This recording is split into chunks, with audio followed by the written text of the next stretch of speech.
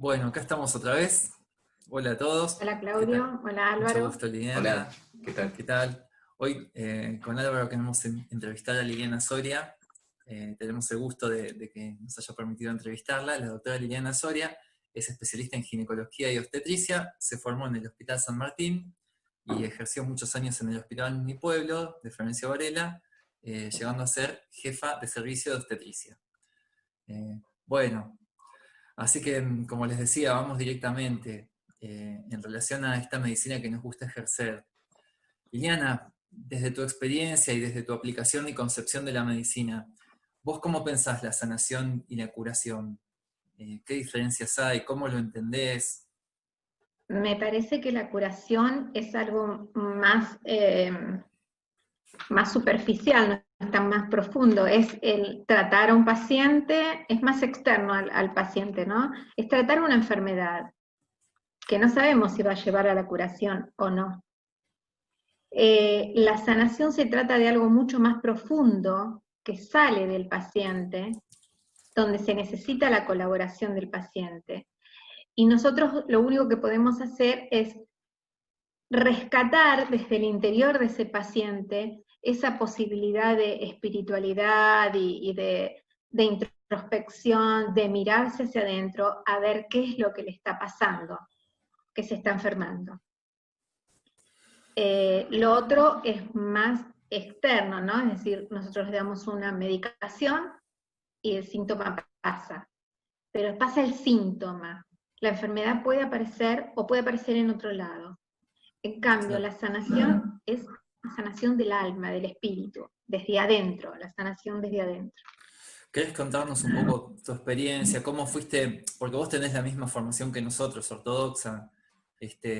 ¿Cómo lo fuiste transitando? ¿Cómo lo fuiste descubriendo? ¿Cómo fuiste profundizando? O lo que quieras. Bueno, precisamente sí, tengo más años que ustedes.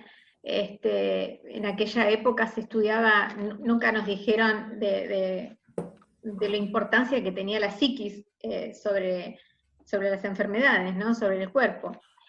Y yo estudié, me acuerdo, en patología, que estudiábamos de todo, y dije, en la única que dije esto no quiero tenerlo nunca, no, esto es lo último que quiero tener, es el lupus. E Wow. increíblemente tuve lupus. Este, creo que lo llamé, pero un día alguien muy inteligente me dijo: Liliana, ¿viste lo que dijiste? Es lo último que vas a tener y es lo último que tuve. Sos vos. Claro. No me olvido más de esas palabras, porque realmente al principio fue muy desgastador para mí, porque yo sabía lo teórico. Entonces me hundía mucho, me deprimí mucho, me sentí muy mal, sentí que iba a morir porque era lo que me habían enseñado. Claro. Pero bueno, ahí empezó como un quiebre. O me dejo morir o hago algo. Porque yo estaba viendo que me iba, no tanto en lo físico, sino que siempre estaba mal porque, bueno, me dolían las articulaciones o tenía un problema renal y nunca mejoraba. Así que bueno, empecé a hacer otro tipo de actividades y bueno, digo, tengo que hacer otra cosa, aunque no crea, porque la mente nos enseña, la medicina nos enseña como a mirar todo lo científico, ¿no? Y un día dije, bueno, voy a hacer Reiki. Y no importa que no creas, Liliana, vos andá. La cuestión es que yo ahí conocí lo que era la paz. Me dormí, no sé qué me pasó, y yo conocí que era la paz. Y entonces, bueno, empecé a profundizar, me pasaron cosas, por supuesto, mejoré. Y entonces empecé a profundizar a cómo manejar mis emociones. Claro. Hice un curso de cómo manejar mis emociones, pero el esfuerzo era mío desde adentro, Desde porque el adentro. curso se daba, pero había que practicarlo. Y ahí empecé también la meditación. Mientras los médicos se encargaban de mi cuerpo, yo me encargaba de mi alma, mi espíritu, de mi mente. Y fue cambiando muchas cosas, muchísimas cosas. Fue un largo, largo ante los camino. pacientes fue cambiando por eso que te pasó. ¿Cómo? ¿Tu abordaje hacia tus pacientes cambió?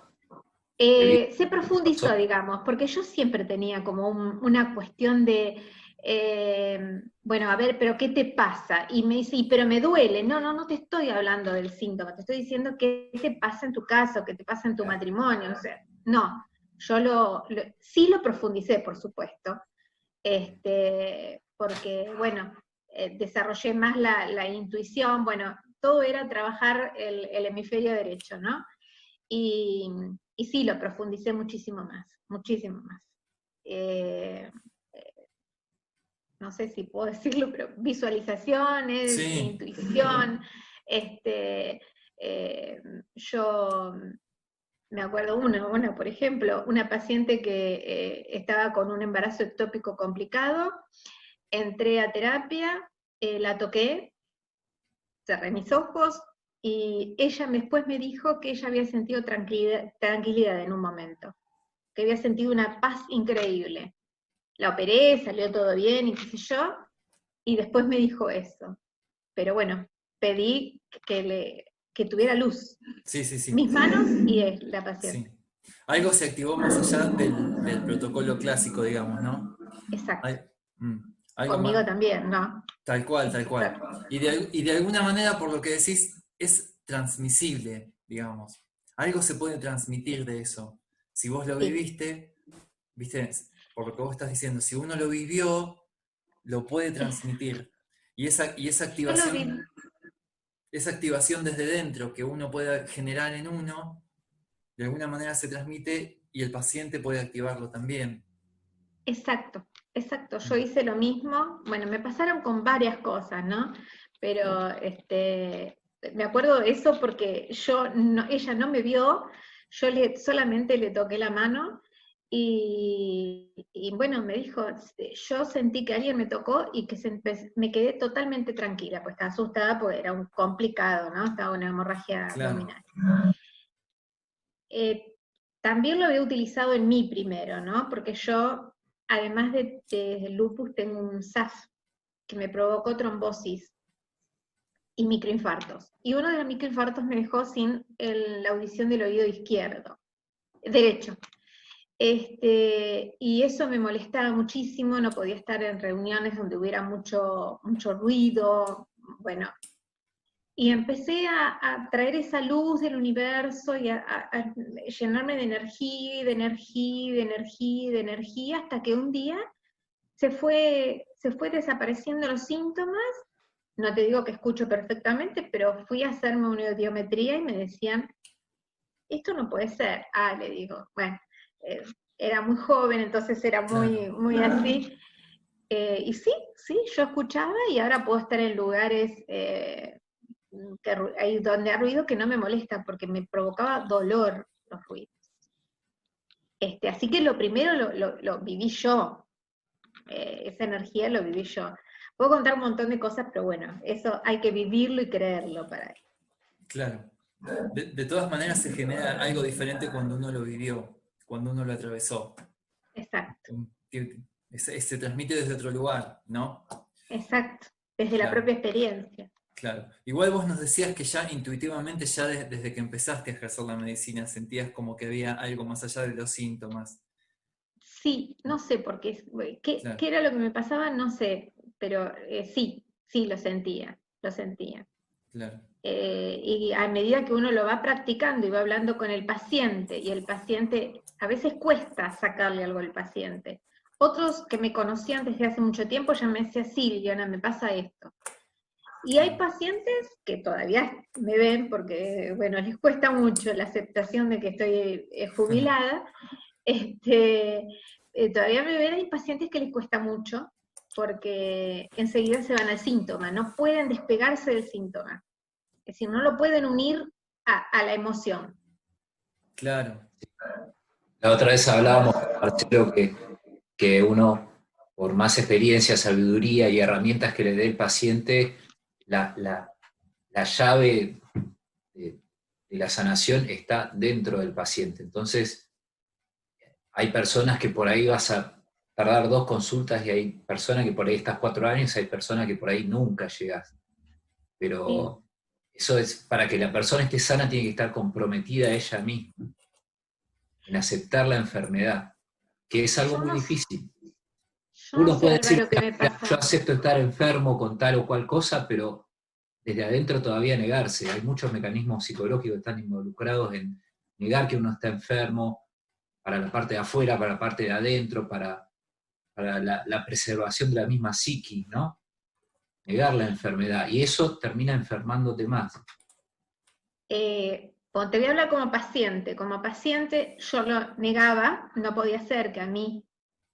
Yo tengo una página de lupus. Lupus se llama Lupus Remisión Emociones.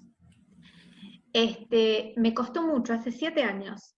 Me costó mucho porque comencé con esta idea de la sanación. Y cuando yo hablaba de sanación pensaban que era curarse el lupus. No, era una cosa mucho más profunda de lo que hablaba.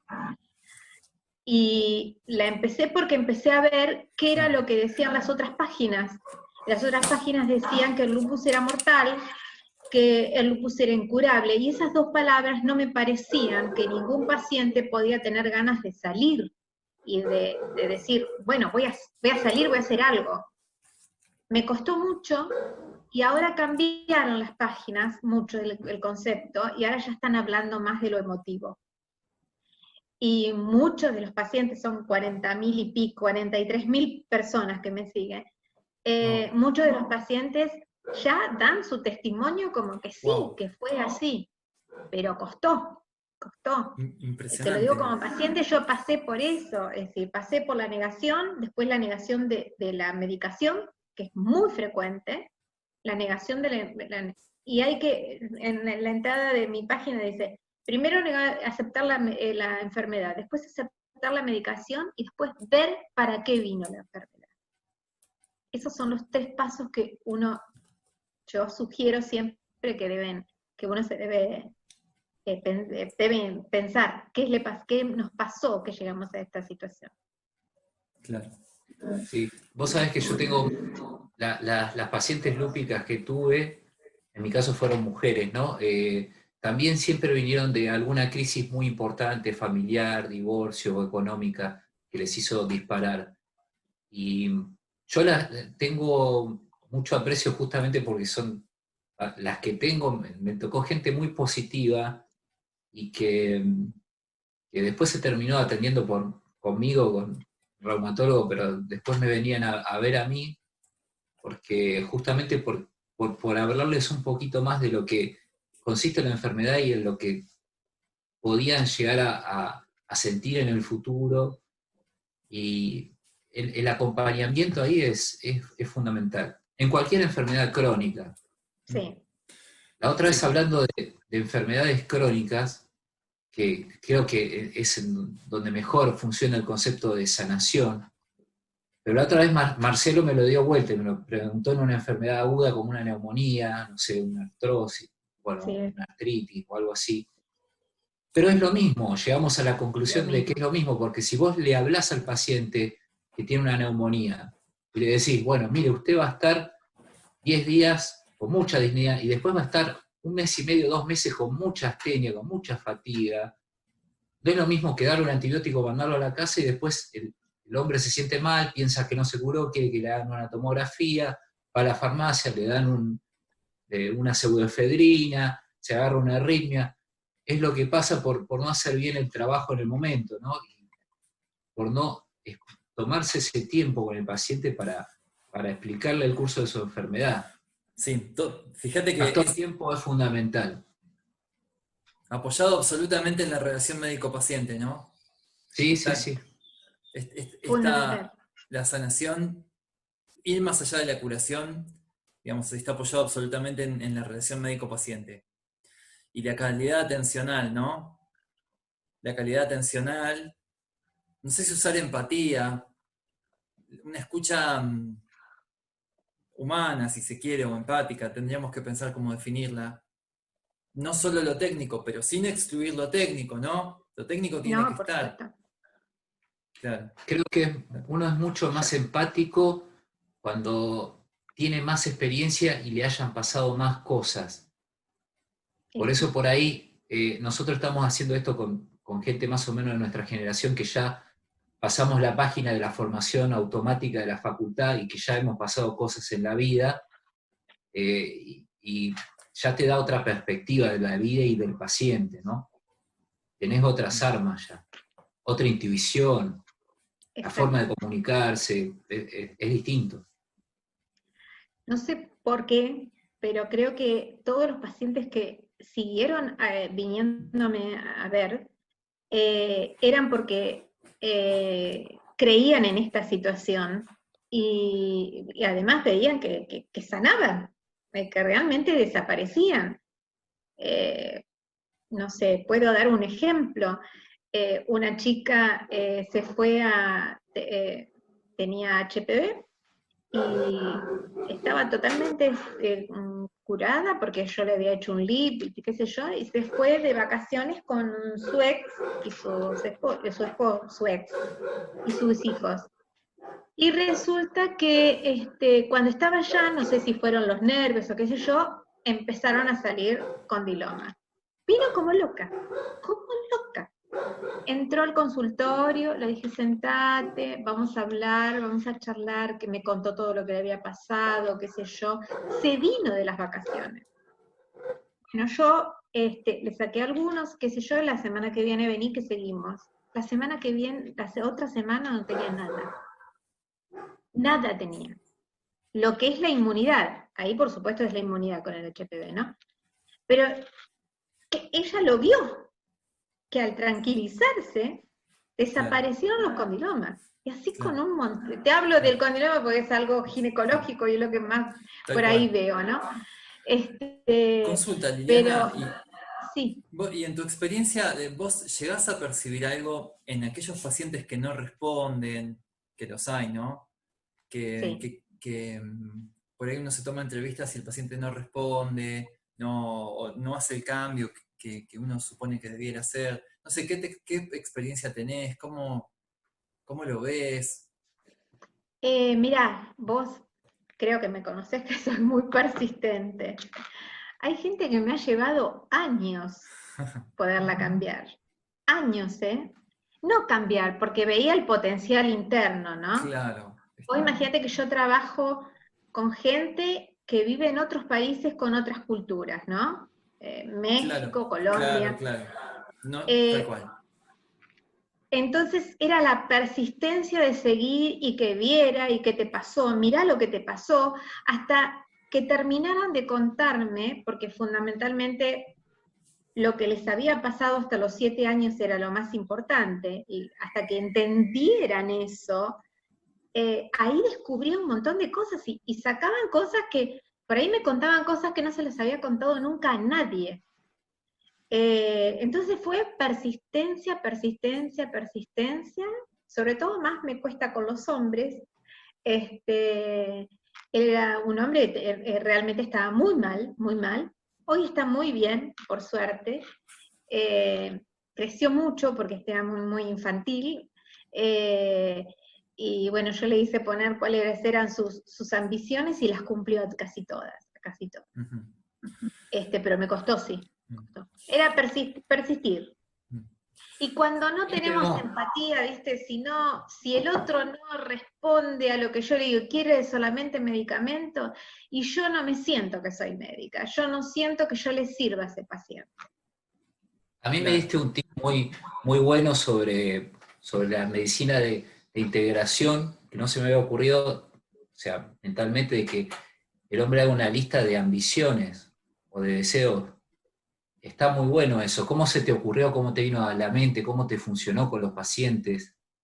Bueno, yo hice un curso del método Silva y ahí, bueno, se habla mucho de esto, de escribir, de no hablar yo no quiero, porque el no existe en el universo, sino hablar en positivo, siempre hablar en positivo. Ni en el universo ni en el inconsciente. Es el inconsciente, sí. Claro, ni en el universo. Bueno, dale. Sí, sí, en realidad es en el inconsciente. El inconsciente no conoce, ¿viste? Es Claro. como yo, nunca quise, lo último que voy a tener, sí, lo último que ¿Qué tuve. le dijiste? Claro. Y bueno, entonces se me ocurrió, de siempre nos decían que escribamos. Y me pareció bueno que uno escriba, que se escriba todo. Entonces, depende de qué paciente, ¿no? En este paciente yo necesitaba que saliera más adelante, que fuera positivo. Entonces le digo, bueno, ¿qué querrías tener? Porque estaba con la madre lo acompañaba al médico, o sea, era una fusión y había que tener un corte con la madre. Era Claro. una persona de más de 30 años. Entonces digo, bueno, ¿cuáles son tus metas? ¿Vivir solo? No me decía ir solo al médico, pero después yo de a poquito se lo fui diciendo. Bueno, tenés que ir solo al médico. La primera vez la dejó afuera y la última vez le dijo a la mamá que se quedaba. Imagínate ellos que tienen un concepto de la madre grandísimo que no las puede ofender y que las tratan de usted. Así que fue importante lo que hizo. Claro. Se compró un departamento, o sea, logró todo lo que quiso. A otras, hago otra cosa. Cuando no pueden sacarse al ex de encima, porque tenemos el inconsciente tiene a rebrotar las cosas buenas, que escriba todo lo que le habían hecho, todo lo que le hizo pero lo escriba, que lo escriba, y que lo leyera todos los días. Claro. Y bueno, así logré muchas cosas. Claro. Con el espejo también. El espejo es maravilloso, enfrentarse, lo hice yo, porque me pasó algo, bueno, a mí me sacaron las 2 mamas y en un momento me infecté y me tuvieron que sacar las prótesis, y bueno, había que aceptarse así. Primero eran 3 meses, después 3 años, fue muy difícil, pero bueno, yo frente al espejo me acepto, primero así, me acepto tal como soy, me quiero, y de repente me pude poner enfrente. Fue muy difícil porque tenía muchas contras alrededor, Claro. pero así, eso le recomiendo a la gente. Yo me acepto tal como soy. Claro. Por eso ahora me pongo, yo me acepto con las arruguitas y Sí, todo, sí. porque... Me hace acordar mucho al libro La enfermedad como camino, que es uno de mis favoritos, que esto de yo lo leí, sí. aceptar la vivencia, aceptar lo que te toca vivir, pensándolo como que no es una pelea contra la enfermedad, es algo que hay, el cosmos, vaya a saber qué es lo que hace que te toque vivir esa experiencia. Y entonces al aceptarla y al transitarla conscientemente, se genera algo diferente. Y Bueno, te voy a hacer una... sí.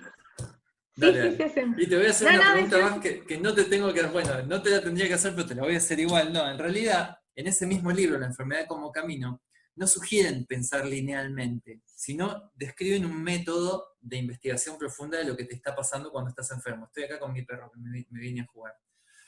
Entonces, bueno, no hay una linealidad, no es si se enfermó de tal cosa, es de tal emoción, si se enfermó de tal otra, es de tal otra emoción. No lo piensan linealmente, cada paciente es cada paciente y hay que ir a escucharlo. Uno puede tener algunas guías, pero hay que ir a escuchar cada paciente. Pero igual te voy a preguntar, en tu experiencia, ¿habría algún patrón emocional común en el lupus? Y no sé, esto da para una discusión larga, lo que ahora quedan 5 minutos de video, por ahí lo podemos hacer en otro momento también, o si querés decir ahora. Pero en las personas con lupus, sería... ¿tienen algún patrón emocional en común? ¿Has notado algún patrón emocional en común que se relacione Sí, con el lupus? ¿Qué dirías? sí. Yo te digo, yo leí La enfermedad como camino y leí Tú puedes sanar tu vida de Luisa Hay, que para mí fue lo que más me ayudó. Y ella decía que, bueno, el lupus significaba no deseo vivir, quiero morir. Y yo en realidad lo dije. Tenía un gran dolor en el alma y inconscientemente, porque hoy lo pienso y lo digo, pero en casi todas las pacientes lúpicas, y mirá que he escuchado muchísimas, tienen una historia que realmente, si están vivas, algo les iba a pasar. ¡Wow!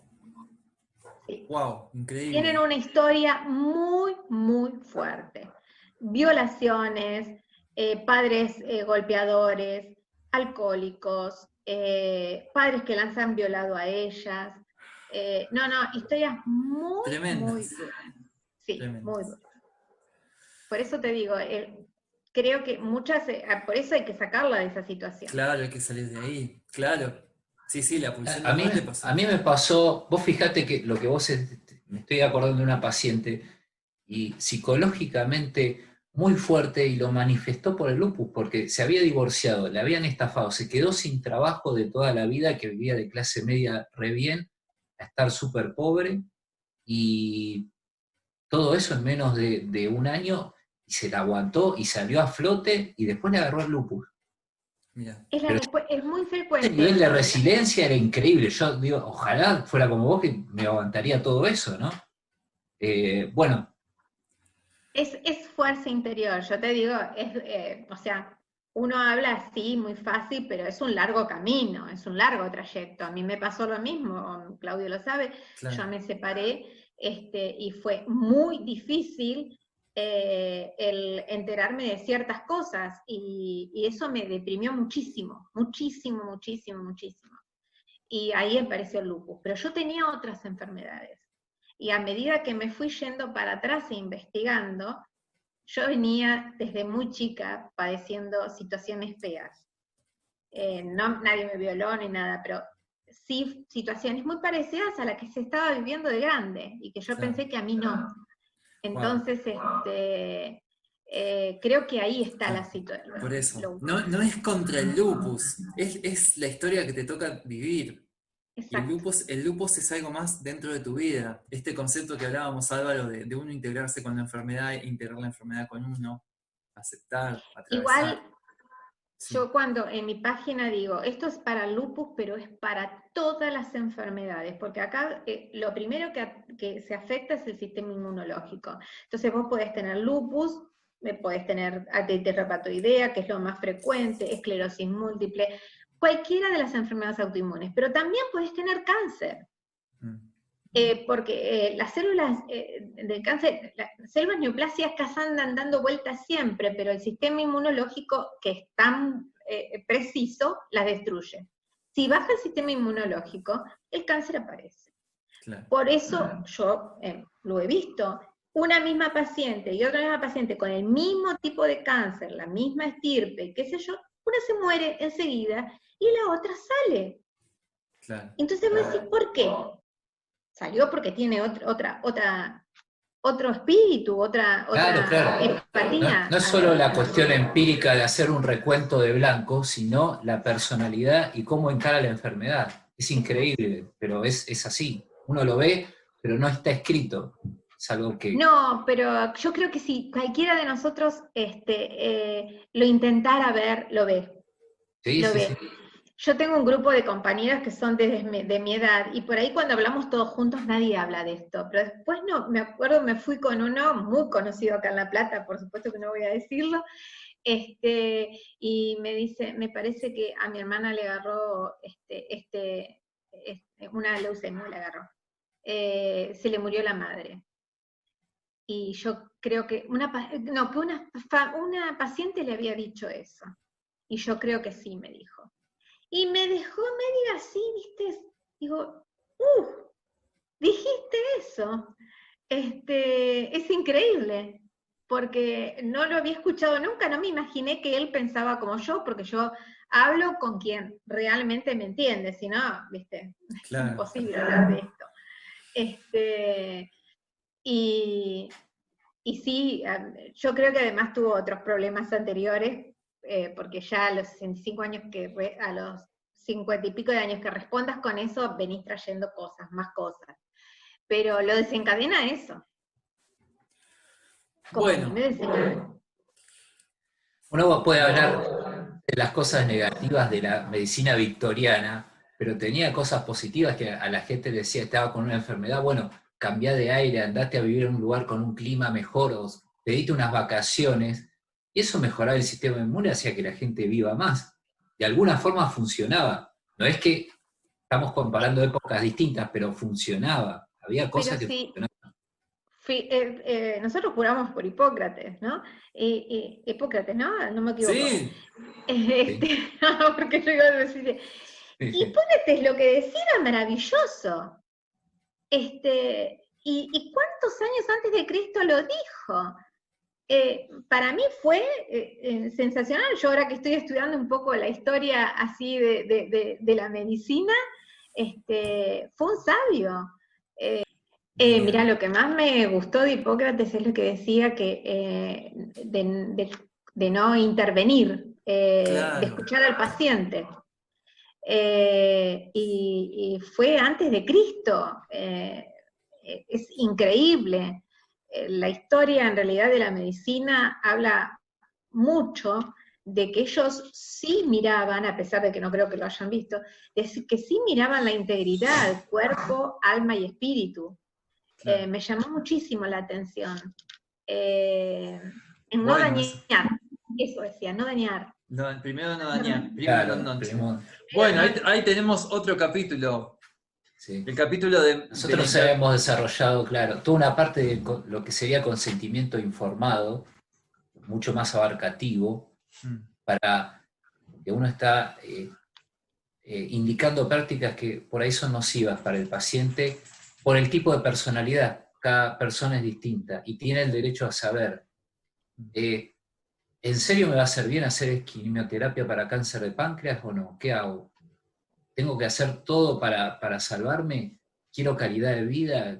¿Qué es lo que quiero? Bueno, hay muchísimas cosas Muchísimas. Bueno, después para más adelante podemos Sí. plantear ese tema, ¿no? El tema Yo estoy de acuerdo en eso, yo estoy de acuerdo en eso, que el paciente tiene el derecho a elegir, Claro. Qué calidad de vida quiere. Sí, sí, sí. Porque es lo que querría para mí, ¿no? Tal cual. Otro tema que habíamos hablado, la cuestión de quién decide y qué información le da uno al paciente para que decida, y si le da información tendenciosa o verdadera. Pero lo vamos a hablar en el próximo capítulo. Liliana, hay un montón de temas que nos encantaría seguir tratando. Incluso hasta pensaba si no podríamos hacer una de estas, todo desarrollando lupus, ¿no? Y todas sus variantes. Bueno. Sí, no tengo ningún problema Dale. yo de lupus. Te imaginas que...